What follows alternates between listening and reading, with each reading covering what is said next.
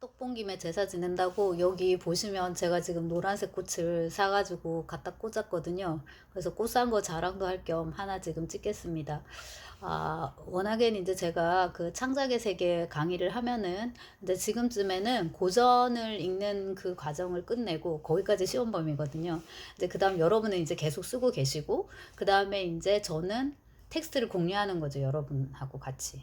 그러니까 이제 기쁜 마음으로 읽고 뭐 싫을 수도 있어요. 읽다 보면 싫을 수도 있는데 어쨌거나 이건 이제 시험 범위에 들어가지 않으니까 학습이라기보다는 이제 향유하는 그런 이제 텍스트라고 할 수 있고, 창작에 도움이 되는 텍스트 거든요. 그래서 막 아무거나 다 읽을 수 있어서 저도 이 시간이 되게 행복했는데, 이번 학기에는 그러니까 올 봄에는 그 기쁨을 누리지 못하기 때문에 약간 그 섭섭함을 달랠 겸 지금 하나 찍어보려고 합니다. 뭐냐면 제가 지난 겨울에 이제 읽은 것 중에서 이 에세이인데, 제일 감동 깊었던 책, 제일 인상에 남았던 책을 꼽으라고 하면 이제 이겁니다. 이건 로베르트 발저라는 이제 스위스 작가인데요. 제가 이 사람 책이 처음은 아니에요. 소설가 배수아가 번역한 산책자 라는 이제 제목의 그 수필집 에세이를 읽었었는데, 그때 제가 여름에 창작의 세계를 하고 있어가지고 애들하고 같이 복사물 떠가지고 이렇게 같이 수업 시간에 좀 읽는 걸로 한 2, 30분 이렇게 공유하는 걸로, 이런 식의 텍스트도 있고 이런 식의 글쓰기도 있다, 뭐 참고하시라 하고 이제 넘어갔었는데, 이번 학기에는 강좌도 없지만은 또 비대면이어서 복사물이 안 되고 진짜 문자 그대로 줌에서 공유하든가 아니면 자료실에 이제 텍스트를 올려서 읽도록 하는 방식이 있는데, 애들은 말을 안 들으니까 여러분도 되게 잘 안 읽으시기도 하고 막 그런데, 그 상황까지 이제 감안을 해가지고 줌 시간에 이제 읽도록 또 제가 강요를 하죠, 방법론적으로. 근데 어쨌거나 이번 학기에 했더라면 아마 제가 반드시 여러분하고 공유했을 법한 이제 텍스트입니다. 그래서 이 로베르트 발저는 이제 스위스 작가인데 교육을 거의 받지 않은 걸로 이렇게 나와요. 그래서 그 글 속에 그런 것들이 되게 많이 녹아 있는데, 요 세상의 끝에서 제가 이제 몇 개 발췌해 놓은 것들이 있어서 그냥 이렇게 혼자 메모해 두는 것들이 있어서 그것을 지금 읽으면서 여러분과 공유해 보려고 합니다. 그는 보잘것없고 주눅이 들고 소심한 가난뱅이였다. 활력이나 자신감이라곤 전혀 없었다. 자부심도 없었다. 그가 대체 무엇으로 자부심을 느낄 수 있었겠는가? 그는 체격이 작고 볼품없고 허약했다. 조금 건너뛰고, 그는 늘 가난했다. 그는 양순하고 존재감이 희박했으며 자기를 전혀 내세우지 않고 오로지 남에게 봉사만 했다. 그렇다고 비겁하지나 비굴하지는 않았다. 네, 226쪽 4개의 이미지라는 이제 제목이 붙어 있는 글이었고요. 여러분이 물질적으로 지금 딱히 가난하지 않더라도, 그러니까 소득 분위로 끊어가지고 아주 하위 몇 퍼센트가 아니라 할지라도 충분히 공감할 수 있을 것 같고요. 우리가 살아가면서 이런 의문 많이 던지잖아요. 그가 대체 무엇으로 자부심을 느낄 수 있었겠는가?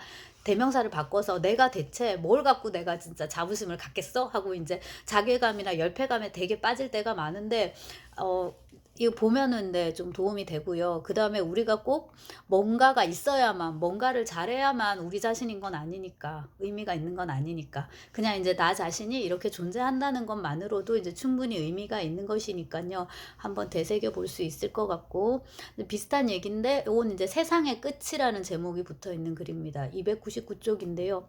부모 형제도 없고 달리 의지할 데도 없고 집도 없는 어떤 아이가 세상의 끝에 다다를 때까지 길을 떠나기로 작심했다.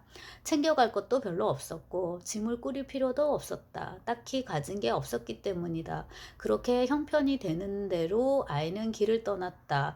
그래서 이제 길을 떠나면서 누구를 만나고 어쩌고 저쩌고 이제 하는 그런 이야기인데, 서사가 있는 그런 이야기라기보다는 반쯤은 동화 같기도 하고 어떤 알레고리 같기도 하고 메모 같기도 해요. 뭔가 이 다음에 내가 큰 글을 쓰면은 이거를 토대로 써보자, 혹은 이거를 나중에 완성될지도 모르는 뭔가 큰 글에 삽입해보자, 이렇게 느껴지기도 하는데, 이 로베르토 발저라는 작가는 딱히 그런 야망 같은 것도 별로 보이진 않아요. 그냥 이 자체로 그냥 충분히 충족적인 이제 그런 글쓰기. 그러니까 그렇게 미리 이제 말씀을 드리자면, 제가 이 발저를 읽고 생각했던 것이, 장르라는 게 크게 중요하지 않다. 그러니까 우리가 이 제도 안에서 뭔가를 하려면 예를 들자면 강의를 하려고 해도 내가 지금 소설 창작을 강의하는지 시 창작을 강의하는지 희곡 창작을 강의하는지를 명확해야 되고, 여러분들이 그다음에 신춘문예나 어디 뭐 문학동네 같이 큰 출판사에 응모를 하려고 해도 소설 부분인지 뭐 시 부분인지 그게 있어야 되잖아. 무슨 부분인지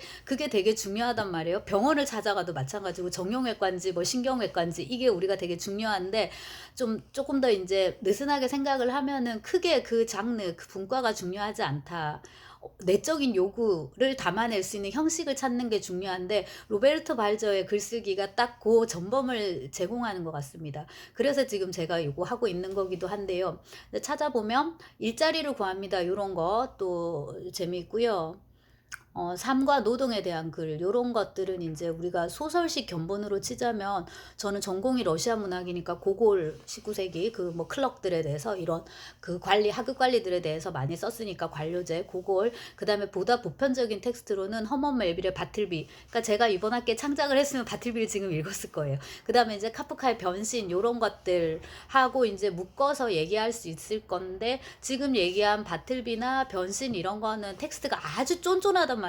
엄청 공들여서 잘 썼고 막 작가도 엄청나게 노력을 하고 뭐 인물이나 이런 플롯을 짜기 위해서 뭐 화법이나 문체도 고민을 하고 이게 보이는데, 발전은 거기다 고민을 쏟는 게 그 노력을 하는 게 아니라 이제 다른 식의 이제 노력을 이제 하는 거죠.